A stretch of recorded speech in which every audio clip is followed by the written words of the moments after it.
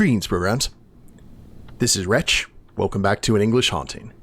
And in the last episode, guys, we were able to acquire the photographic plate, and we also reunited William Crooks with Florence Cook. And we are waiting for the ritual to start that will allow us to acquire some ectoplasm. Now, I assume we'll be using the crystal flask to actually gather it up, but the ritual has not started yet.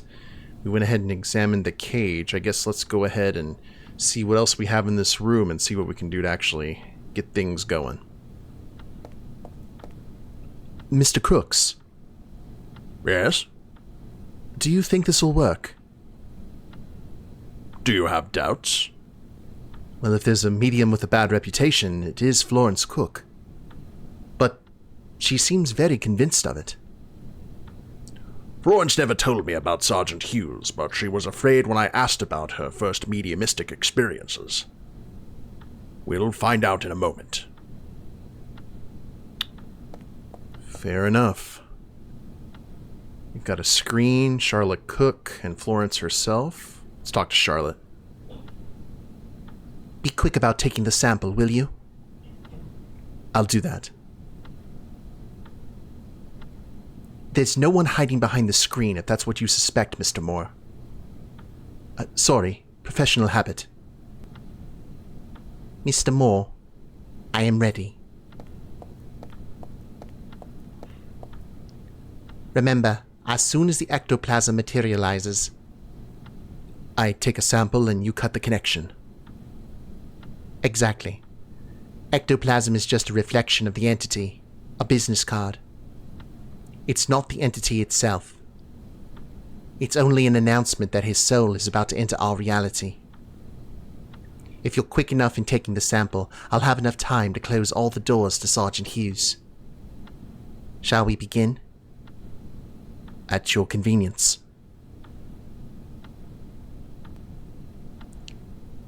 Gideon Hughes, can you hear my voice? Gideon Hughes, I'm talking to you. What's the matter, Gideon? Have you become shy over the years? You disappoint me, Gideon.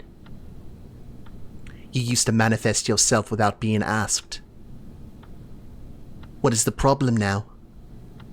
I intimidate you, don't I?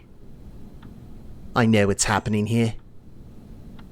You had no problem scaring a poor girl. Now that I'm an adult, you're not so brave, are you? She's provoking him to manifest. You wanted to kill me, remember? It was the last thing you said to a scared little girl. Go on, you coward. Keep your promise. Or are you a liar after all? You used to call yourself Sergeant Hughes. I don't think you were even an officer. You were probably just an ordinary private. Oh. The Raven has... Oh, I can't believe what I'm seeing. Good Lord! Florence was right. Always right. Stop being amazed. We need to act now. Gimme. It's not a proton pack, but I'll take it. I've got it.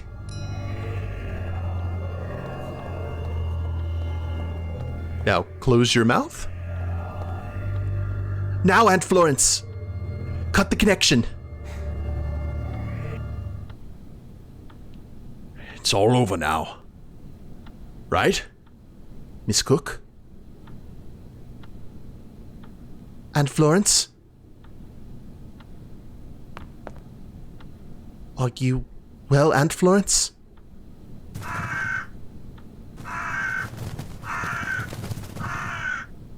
The Raven is getting agitated. I have a bad feeling. Florence? Aunt Florence? Hello, Florence. Oh no, you miss me? I always keep my promises. No! Good Lord!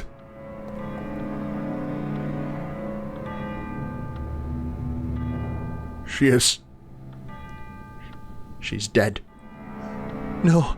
Oh my God, no. Are you happy now, Mr. Moore?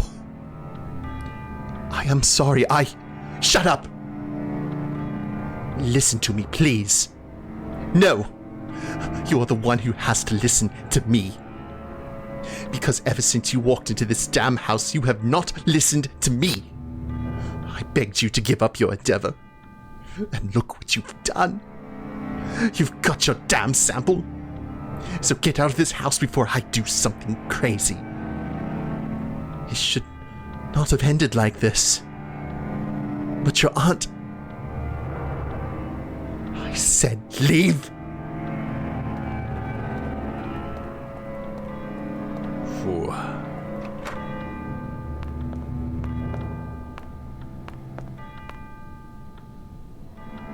Aunt Florence. Wow.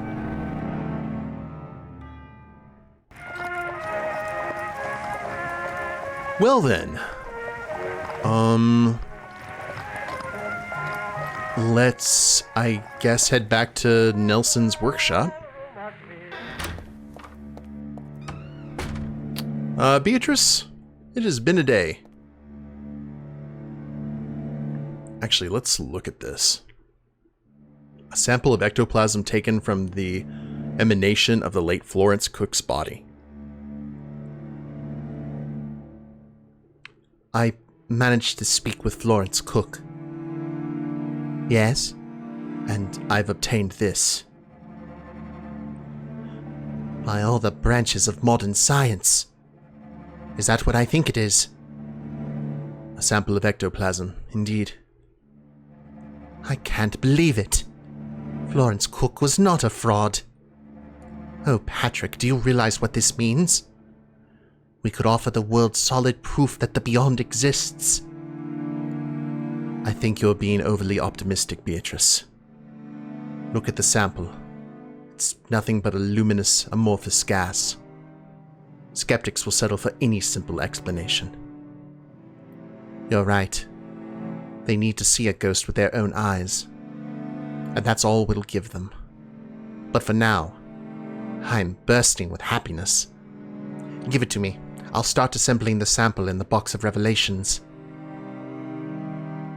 We'll still need to find Eugene's photographic plate and whatever Professor Bennett has in his possession. I'm on it. Photographic plate. I have Eugene Wood's photographic plate as well. Wonderful. Why is it so special to Nelson? It photographs ghosts. That's simple. Have you been able to prove it? Yes, I have an album with photographs by Eugene Wood taken with several plates from the same series. The one I got was the last one. If we discard the frauds and take the ghost photographs as authentic, they all have something in common. They're products of chance. Indeed. Spectres have always been captured to the photographer's surprise. A family photo with a floating face, for example. The figure of a lady in a window when photographing a building. Do you remember Campbell's photograph? Yes, the figure seated beside his wife in one of the empty seats on a train heading to Edinburgh. Exactly. And whenever there's an intentional effort to photograph a ghost, it's been a failure. What peculiarities might this plate have? Perhaps a chemical process that enhances the recording of the beyond. Before assembling the piece, I'd like to subject it to several tests. Good idea. If we can figure out the unique qualities of the plate, we could enhance its effect in the box of revelations. You have read my mind, Patrick. Here you go. Well, we have the photographic plate and the ectoplasm sample. What about Professor Bennett's piece? I've been to the London Archaeological Society, but Professor Bennett is not there. His assistant could provide the key to the matter, but he is absent. Well, we should...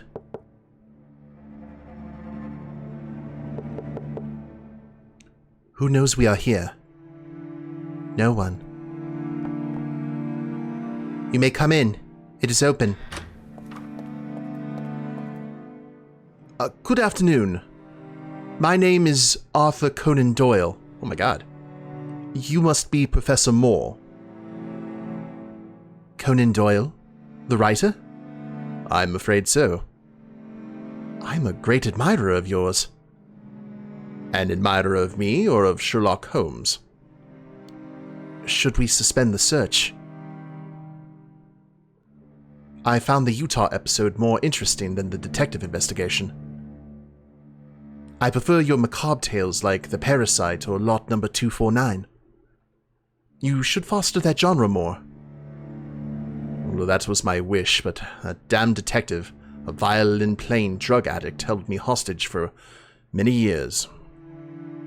I've had such an overdose of Sherlock Holmes that I feel the same way about him as I do about the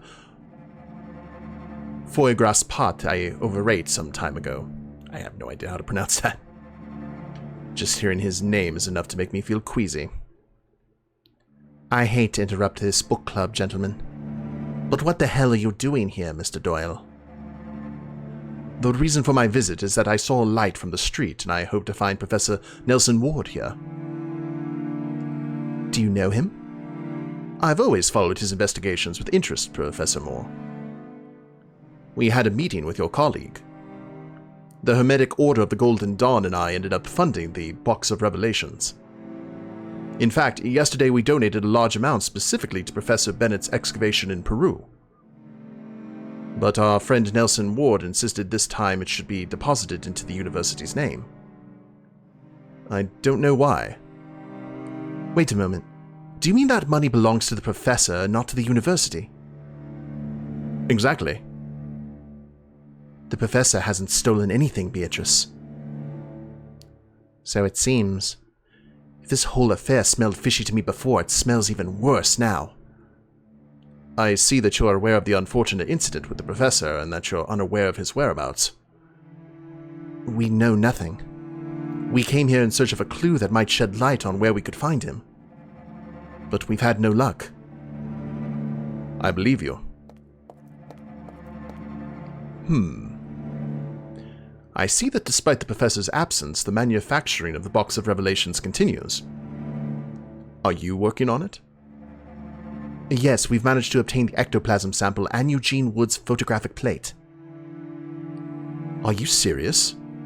That's fantastic news. I suggest you lower your expectations, Mr. Doyle. I can assemble all the pieces and even modify part of the machine, but I fear it cannot be completed without Nelson's help. There are certain connections not stipulated in the blueprints, and frankly, I'm out of ideas. In fact, we've yet to find Professor Bennett and have him enlighten us on the missing piece. So, 2 obstacles stand in the way of showing the public the existence of the beyond. I believe you can resolve the issue with Professor Bennett. In fact, you've managed to obtain the remaining pieces, which was Professor Ward's main concern. So I trust in your abilities. As for finding Professor Ward... What about you? Don't you solve mysteries in your novels? Seems you're good at it.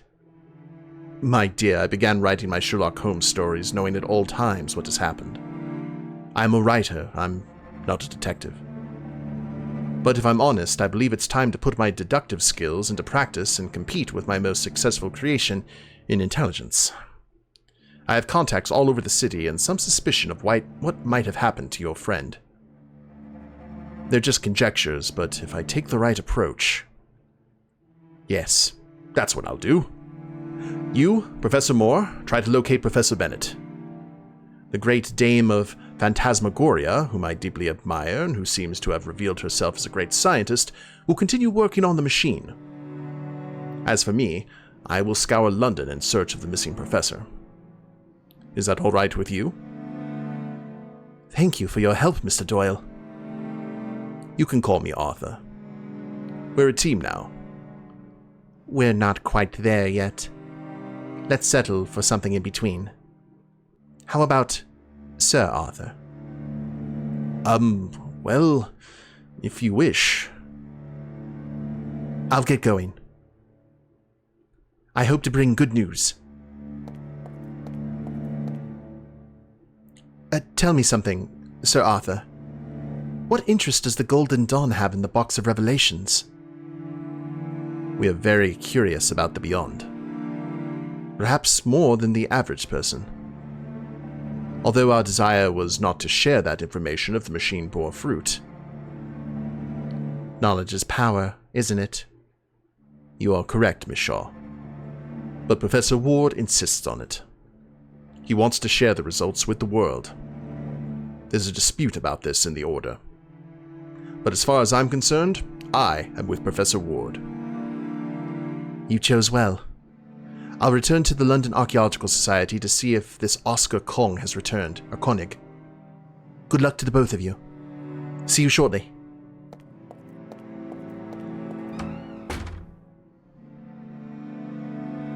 What are you standing there for? Go look for Nelson. You are quite a character. I like it. And we still can go to 34 Benwell Street. That's interesting. Okay, to Silas's office. Now, we already went and saw the movie.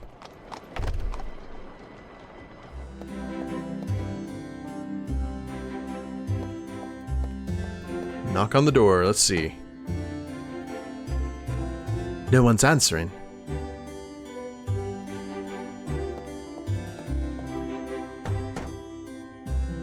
Oscar Koenig? Please come in. The door is open. Mr. Koenig. Yes? My name is Patrick Moore, and...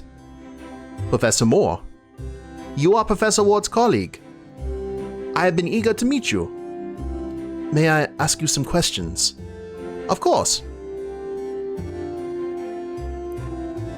Where can I find Professor Bennett? I'm afraid he's out of London. Out of London? Do you know when he'll return? Oh, he should have been back by now. I'm so concerned about his absence that I was about to set out to look for him. Did Professor Ward come to see you? Yes, we had a conversation with him a couple of days ago. The discussion was so fruitful that he became our benefactor. What do you mean by benefactor?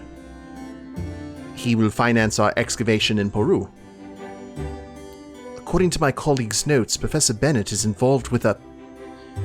Excuse for not being very precise in my description, but it seems to be a precious stone? A jewel?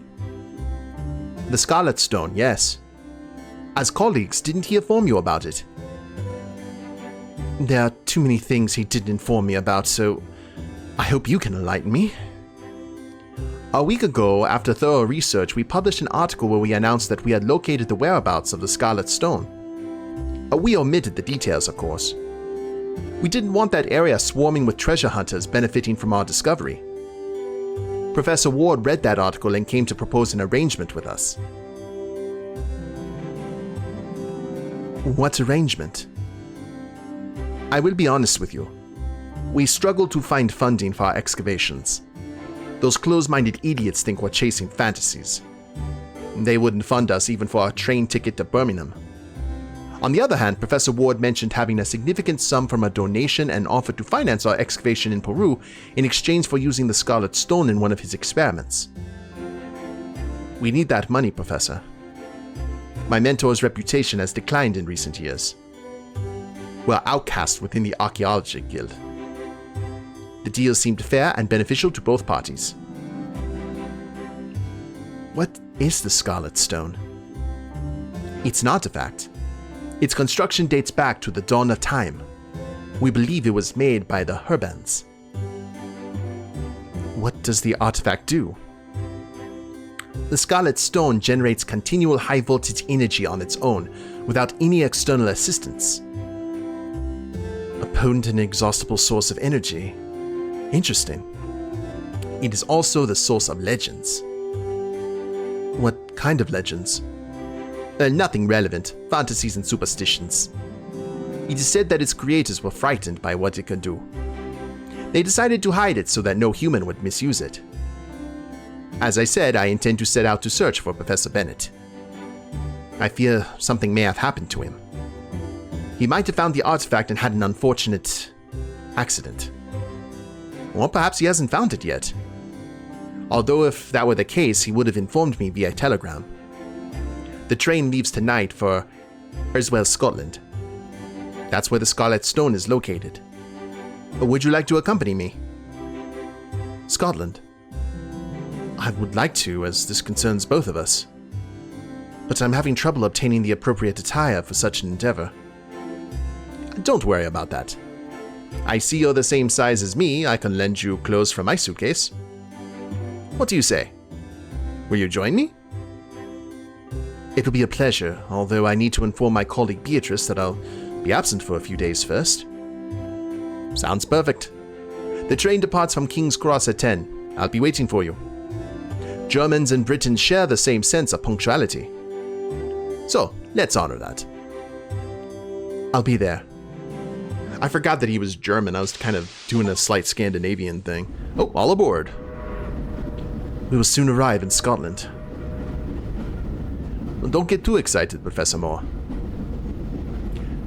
There are still several transfers to go, and we'll have to rent a horse carriage. There's nothing in Erswell. It's a desolate place. The only remnant of civilization there is an old lighthouse, which I don't know is even still in operation. Let's hope Professor Bennett is safe and sound. Yes, let's hope. And that by finding the professor, we will find the Scarlet Stone. I sense you don't have much faith in this venture, am I right? Why do you say that? I can see it in your eyes. You have the same look as the skeptics I face every day in my work. I beg your pardon, but I'm trying to come to terms with the fact that we've embarked on a search for an artifact of advanced technology manufactured when man still lived in caves. The Herbans populated the world before that time. You don't believe they existed, do you? I have my doubts. There's no historical evidence of it. And this is coming from someone who firmly believes in the existence of ghosts. Well, let me explain to you what my job entails. Imagine that the world as we know it suffers a cataclysm of such magnitude that our civilization is wiped from the map. Cities are buried, and only a small handful of people survive. All knowledge acquired before then would be lost, as subsequent generations would be more concerned with seeking shelter from the elements or essentially starting over. You follow me so far? Yes. Right. Let's fast forward tens of thousands of years. Humanity has managed to recover from that cataclysm, and the world has been repopulated, giving rise to new civilizations. Some wonder about their ancestors. Who were they? How did they live?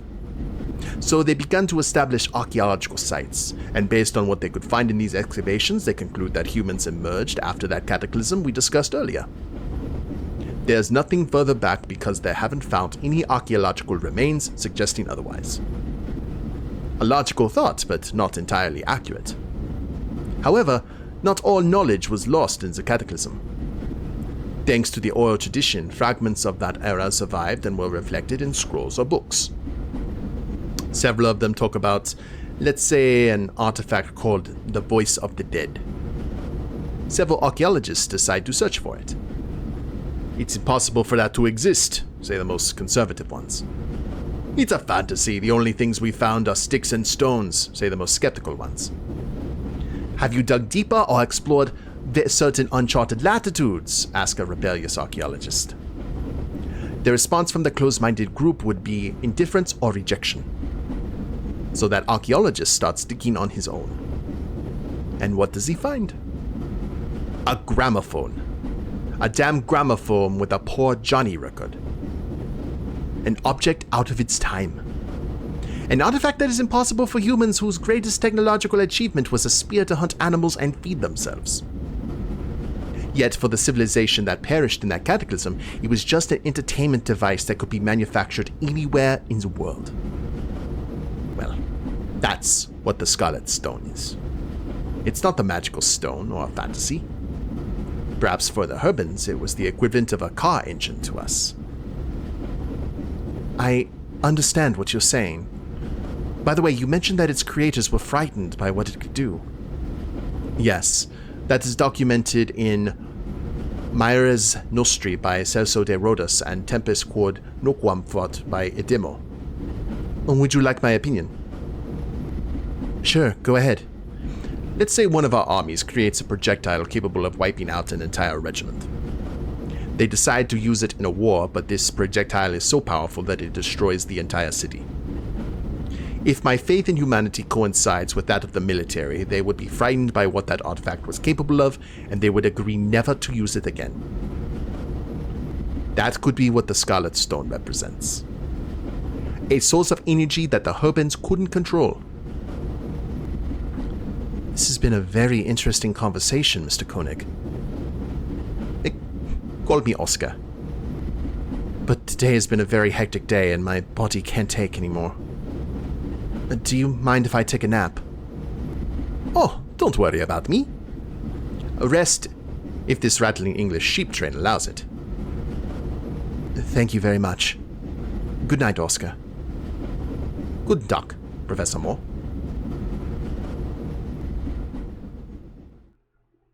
So we're going to be... Oh, yep. The Moors! And there's something glowing there in the background. Damn it. Stop tormenting yourself, Oscar. Stop? All my gear was in those trunks. Those incompetent station workers were just supposed to take our luggage to the hotel in Edinburgh. Maps, tools, clothes, flashlights, all lost. I know, but there's nothing we can do now. Maybe we can find something around here that will help us. Look around you. This is a desolate wasteland. There's nothing for miles, just rocks. Not to worry. We'll get through this. Let's search for Professor Bennett before it gets dark. We'll have plenty of time to lament later. You're right. I apologize for letting you witness my frustration. Let's get moving. So we have a partner here. Okay, Oscar's going to help us out. And we see the mountains with that little glow. Very interesting. Well, alright. Sky? It's near dusk. We should hurry and search the area before we can no longer see anything. Oscar, come here. Have you noticed those glints? They are not signals, if that's what you're thinking. Look, the glints are very irregular. Maybe it's a small stream catching the last rays of the sun. Are you sure about that? That's my belief. I don't know about that. Professor, wait. I want you to have this. One copy of the topographic map of the area was lost with the trunks. I borrowed this piece of map from the inn where we stayed. I'll mark the places where Professor Bennett might be. Alright, let's use this area as our starting point. Nearby is a cromlech. Where is it? Ah, yes. Around. Yeah. It's an ancient druid stone circle where, according to our research, the Scarlet Stone was venerated. It is said the artifact we seek lies buried at its center. If the professor dug there, he has probably achieved his goal. And if we see no sign of excavation, it would mean he never made it to Eriswell. Exactly. There's a lighthouse a few kilometers downstream. On our way here, we saw that it's still operational. And that means there's a lookout. He might have seen Professor Bennett wandering around the area. Oh, we should go talk to him. Oh, I forgot. Okay. Whoops. Ready to go? Let's go. Oh, and we've got our map. All right. Well, this seems like a great place to go ahead and call it an episode, guys. Still feel bad about the neck snapping incident. That was brutal. But if you guys like the episode, please leave a like down below. Subscribe to the channel, leave a comment. That'd be a big help. And we'll see you next time. Later days, everyone.